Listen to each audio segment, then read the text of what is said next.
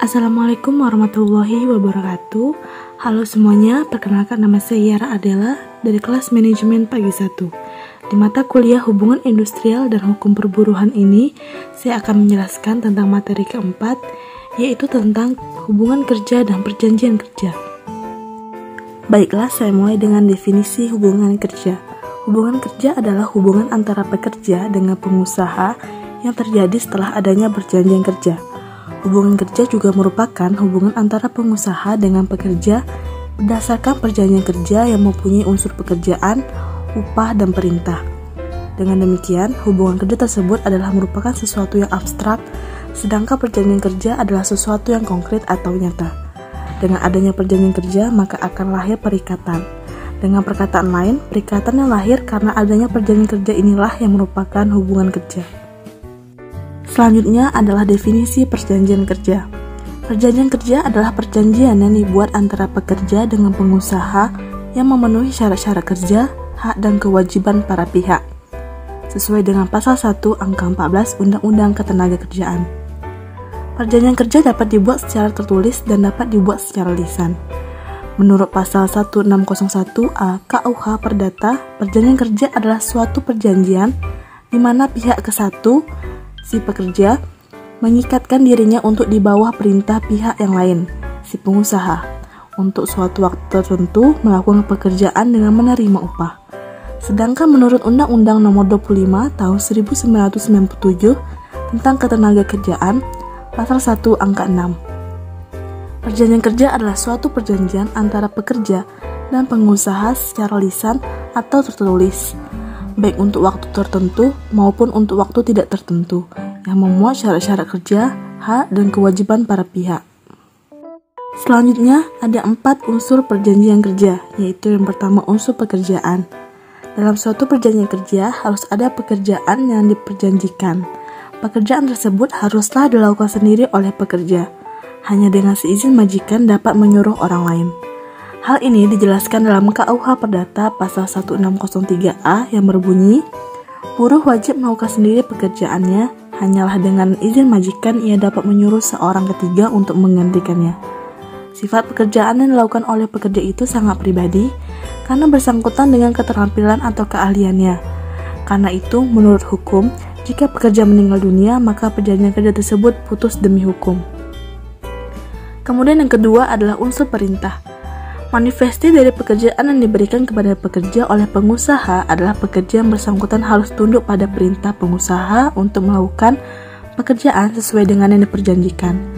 Disinilah perbedaan hubungan kerja dengan hubungan lainnya. Kemudian yang ketiga adalah unsur waktu. Adanya waktu yang dimaksud adalah dalam melakukan pekerjaan harus disepakati jangka waktunya. Unsur jangka waktu dalam perjanjian kerja dapat dibuat secara tegas dalam perjanjian kerja yang dibuat misalnya untuk pekerja kontrak. Sedangkan untuk pekerja tetap hal ini tidak diperlukan. Yang keempat adalah unsur upah. Upah memegang peranan penting dalam hubungan kerja, bahkan dapat dikatakan bahwa tujuan utama seorang pekerja bekerja pada pengusaha adalah untuk memperoleh upah. Sehingga jika tidak ada unsur upah, maka suatu hubungan tersebut bukanlah hubungan kerja. Kemudian berikutnya ada beberapa syarat sah dalam perjanjian kerja, yaitu yang pertama, kemauan bebas kedua belah pihak. Kedua, kemampuan atau kecakapan kedua belah pihak. Yang ketiga, adanya pekerjaan yang diperjanjikan. Dan yang terakhir yaitu pekerjaan yang diperjanjikan tidak boleh bertentangan dengan ketertiban umum, kesusilaan, dan ketentuan peraturan perundang-undangan yang berlaku. Berikutnya, bentuk dan jangka waktu perjanjian kerja.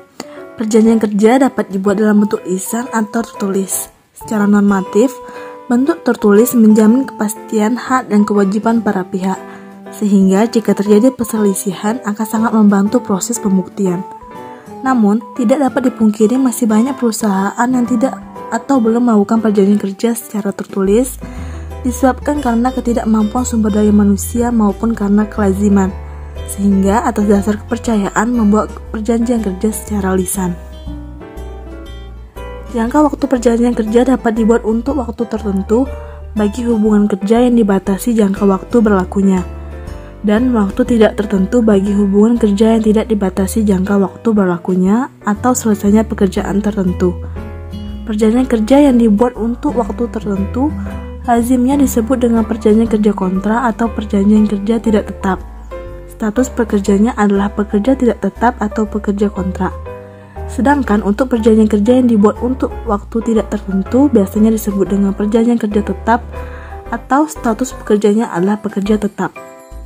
Selanjutnya, ada beberapa hal yang harus ada dalam perjanjian kerja secara tertulis, yaitu yang pertama, nama, alamat perusahaan dan jenis usaha. Kedua, nama dan alamat pekerja. 3, jabatan atau jenis pekerjaan. 4, syarat-syarat kerja yang memuat hak dan kewajiban pengusaha dan pekerja. 5, besarnya upah dan cara pembayarannya. 6, tempat pekerjaan. 7, mulai berlakunya perjanjian kerja. 8, tempat dan tanggal perjanjian kerja dibuat. 9, tanda tangan para pihak dan perjanjian kerja. Selanjutnya saya akan menjelaskan tentang kewajiban pihak pengusaha dalam perjanjian kerja, yaitu yang pertama, kewajiban memberikan istirahat. Pihak pengusaha diwajibkan untuk memberikan istirahat tahunan kepada pekerja secara teratur. Hak atas istirahat ini penting artinya untuk menghilangkan kejenuhan pekerja dalam melakukan pekerjaan. Dengan demikian, diharapkan gairah kerja akan tetap stabil. Yang kedua, kewajiban mengurus perawatan dan pengobatan. Pengusaha wajib mengurus perawatan atau pengobatan bagi pekerja yang bertempat tinggal di rumah majikan. Dalam perkembangan hukum ketenaga kerjaan saat ini, kewajiban ini tidak hanya terbatas bagi pekerja yang bertempat tinggal di rumah majikan, tetapi juga bagi pekerja yang tidak bertempat tinggal di rumah majikan. Perlindungan bagi tenaga kerja yang sakit, kecelakaan, kematian telah dijamin melalui perlindungan jam sotek sebagaimana diatur dalam Undang-Undang Nomor 3 Tahun 1992. Kemudian yang ketiga, kewajiban memberikan surat keterangan.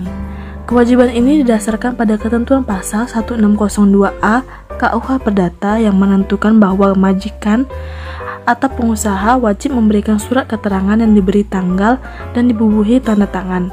Dalam surat keterangan tersebut dijelaskan mengenai sifat pekerjaan yang dilakukan, lamanya hubungan kerja, atau masa kerja. Surat keterangan itu juga diberikan meskipun inisiatif pemutusan hubungan kerja datangnya dari pihak pekerja. Surat keterangan tersebut sangat penting artinya sebagai bekal pekerja dalam mencari pekerjaan baru sehingga ia diperlakukan sesuai dengan pengalaman kerjanya. Kemudian yang terakhir yaitu kewajiban membayar upah. Dalam hubungan kerja, kewajiban utama bagi seorang pengusaha adalah membayar upah kepada pekerjanya secara tepat waktu. Ketentuan tentang upah ini juga telah mengalami perubahan pengaturan ke arah hukum publik.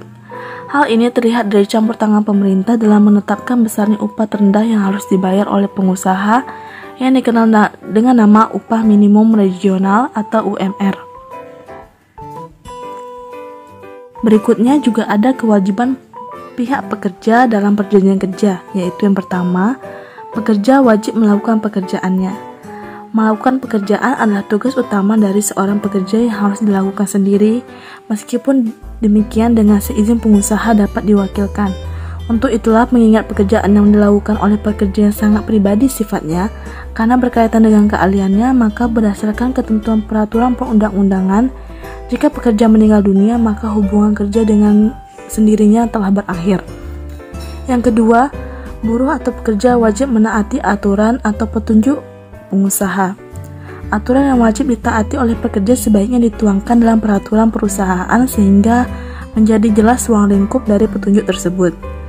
Dan yang terakhir yaitu kewajiban membayar ganti rugi dan denda jika pekerja melakukan perbuatan yang merugikan perusahaan baik karena kesengajaan atau kelalaian, maka sesuai dengan prinsip hukum pekerja wajib membayar ganti rugi dan denda.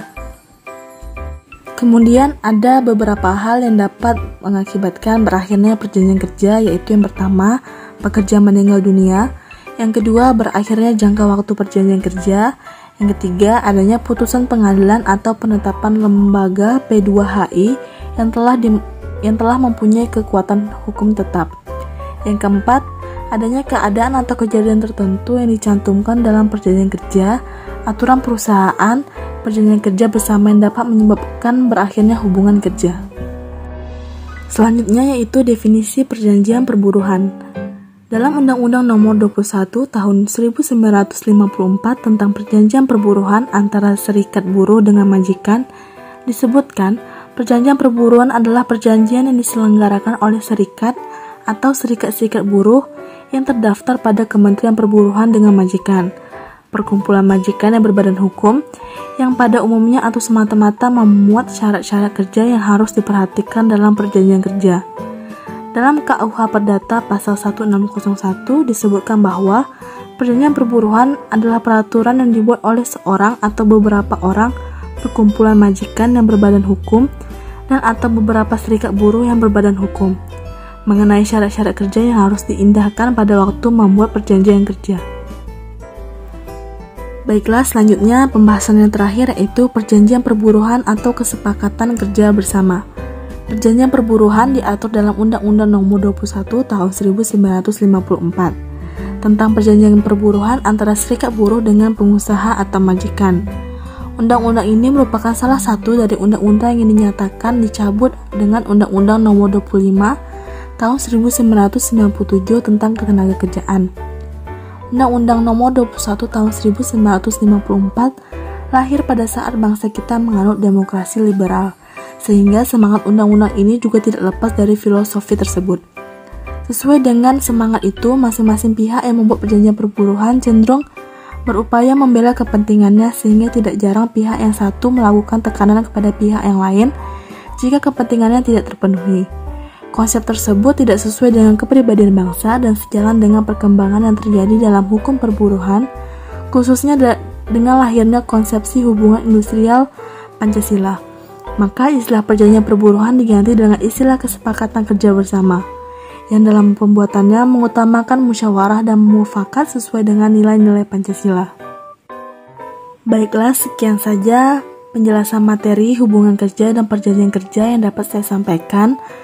Semoga bermanfaat. Terima kasih sudah menonton. Wassalamualaikum warahmatullahi wabarakatuh.